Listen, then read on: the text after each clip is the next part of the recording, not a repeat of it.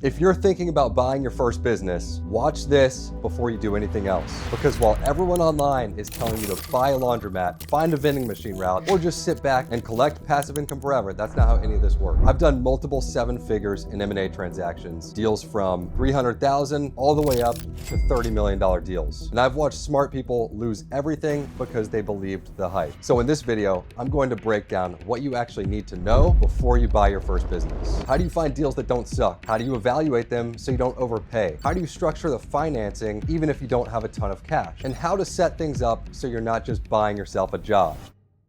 You see, there's a stat most people don't know. When you acquire an existing business using an SBA loan, the success rate after 5 years is over 95%. The SBA tracks this. Government-backed loans, they have to report the data. But when you compare that to startups, 95% fail within the first 5 years. When you start something from scratch, you're just guessing, hoping people want what you're selling, hoping you can figure out marketing, or even how you can make payroll. When you buy an existing business instead, someone else has already figured that out, and you're just stepping into something that already works. Now, I'm not going to tell you this is easy or even passive because it's usually not. What I am going to tell you though is if this is done right, it's one of the lowest risk ways to build real wealth. But you have to know what you're doing. Most people look at a business for sale, they see the revenue, maybe the profit, and think that's enough to make a decision. But that's not how smart people buy businesses. Instead, they look for three things every time they come across a new deal. And the first of these three pillars is recession resistance. The business provides something people need even when money gets tight. If your income gets cut in half tomorrow, you would cancel Netflix, stop eating out, maybe even downgrade your car. But if your toilet is clogged, you're calling a plumber the same day. If your AC breaks in the middle of July, I've been there, you're paying whatever it takes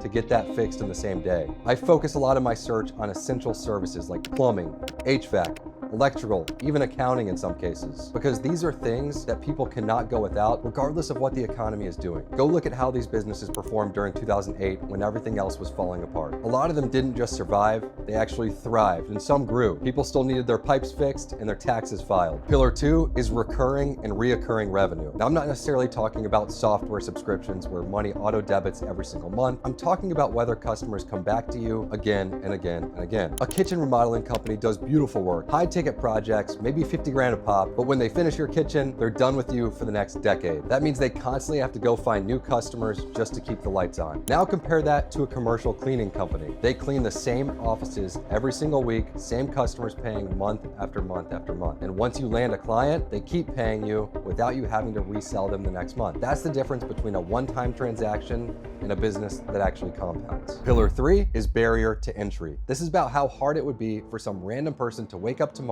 and start competing with you. An accounting firm needs certified professionals, years of education, established trust with clients, and systems that are built over time. Nobody's going to waltz in and steal your customers because they decided they wanted to do accounting yesterday. The more annoying and expensive it is to start that business from scratch, the more protected you are once you own it. Every deal I look at has to pass all three pillars. If it doesn't hit recession resistance, reoccurring revenue, barrier to entry, I move on. But besides these three pillars, there are two categories for finding deals on market and off market. On market means the business is listed for sale somewhere, usually a site called BizBuySell or BizQuest, which is basically Zillow for businesses. Now the upside is a lot of the work has already been done for you. A broker has organized the financials, they can answer your questions, and the process is more structured. But the downside is competition because other buyers are seeing the same listings as you. And that broker works for the seller, not for you. Off market means you're going directly to the business owners who haven't listed their company yet. That could be cold email, cold call, LinkedIn outreach, or just talking to people within your network. The deals are usually better because there's no broker taking a 10% commission and no other buyers bidding against you. But it takes more work on your end because you're doing all the legwork. My advice is to do both and build out a pipeline. This is a numbers game, but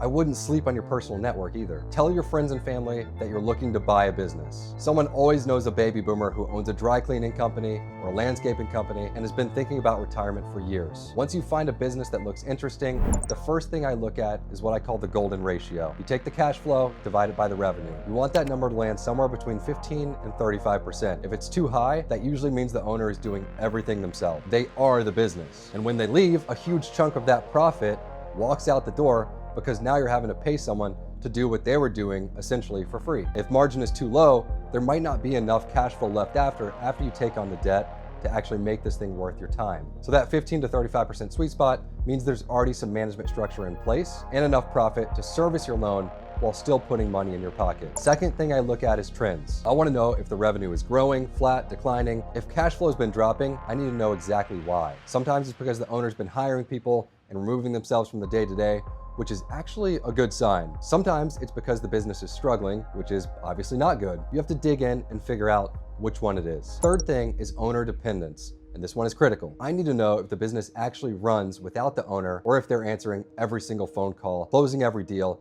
doing every job themselves. If the owner works 60 hours a week and this whole thing falls apart without them, you're not buying a business, you're buying yourself a job. Probably a harder job than the one you already have. I only look at businesses where a general manager is already in place, or there's a clear path to install one. That's a non-negotiable for me. Business valuations are nothing like real estate. There's no Zillow estimate you can pull up. Businesses under 5 million typically sell for somewhere between 2 and 4 times their annual cash flow. Where you land in that range depends on how the business is operated. If the owner is heavily involved in the day-to-day and the business would struggle without them, that's a 2 to 2.5 times business. If there's solid management in place, and the owner barely shows up, that could be more like a 3.5 or a 4x. So a business making $300,000 a year in cash flow could be worth anywhere from $600,000 to $1.2 million, depending on how it's run. Now, when you're ready to make an offer, you put together something called an LOI, which stands for letter of intent. This is not a binding contract. You're basically saying, here's what I'm willing to pay, here's how I'd structure this deal, and here's what I need from you to move forward. And don't be afraid to come in lower than their asking price. This is not like real estate where lowballing offends people and they refuse to talk to you. Sellers expect negotiations in this world. And right now, there are way more businesses for sale than there are qualified buyers. Just make sure you back up your offer with logic. Explain why you valued the business the way you did based on cash flow, owner involvement, and management structure. Most sellers will at least engage in a conversation if you show them you've done your homework. Always be willing to walk away. Never get emotionally attached to any deal, because the moment you do, you start making bad decisions. If the numbers don't work, move on to the next one. Most people think you need a ton of cash to buy a business, but that's just not true. Most small business acquisitions are funded through something called SBA 7A loan. This is a government-backed loan specifically designed for buying small businesses. To qualify, you need to have no criminal background, credit score above 600, and around $20,000 in liquid savings, and some kind of relevant experience. Now, that experience does not have to be in the exact industry you're buying into. They're looking more for transferable skills, things like management, managing people, sales, operations, etc. You need to show the bank why you're capable of running this business successfully. The bank will give you a pre-qualification letter that tells you roughly how much they're willing to lend based on your financial situation. Then you go find a deal and bring it back to them. You can often structure these deals with very little money out of your own pocket. This is where the seller financing comes in. The seller agrees to pay part of your purchase price over time instead of getting it all up front. So instead of the bank funding 90% and you coming up with 10% for your down payment, maybe the seller takes 10 or 20% as a note and you pay that back over the next several years. Under SBA rules, if you structure that seller note correctly and put it on full standby, the bank can actually count that towards your down payment. That means you can get into deals with very little cash out of your own pocket. I've seen people close $1 million deals structured exactly like this. SBA funds 80%, seller takes 15% as a note, and the buyer brings almost nothing to the table. The other benefit of seller financing is that it keeps the seller invested in your success. If they still have money tied up in the business, they're going to answer the phone when you call them with questions. They're going to help you through the transition. It aligns incentives in a way that protects you. This last piece is what separates people who build real wealth from people who just buy themselves a stressful job. You need a general manager. The goal should always be removing yourself from the day-to-day operations. Otherwise, you're capped because you can only own one business if you're spending all your time running it. The ideal situation is buying a business that already has a GM in place, or the seller is willing to stay on in that same role after the sale, or there's someone already working there who can step into that position. If none of those options exist, you're adding a lot of risk to this deal because now you have to go hire someone, train them, and pray that it works out. It's not impossible, but it's harder. Once you have your GM in place, you can manage them through KPIs, which stand for key performance indicators. These are specific metrics that actually move the needle for businesses like revenue growth, profit margins, and customer retention. You don't manage based on how busy they seem or how many hours they're putting in. You manage them based on results. When they hit numbers, they get bonuses. When they don't, you have a conversation about why and you figure out what needs to change. This is how you build a portfolio of businesses over time. You're not running any individual business yourself. You're overseeing people who do. Each acquisition adds to your cash flow without proportionally adding to your workload. Now, I know this is a lot to take in. Buying a business is not some get-rich-quick scheme,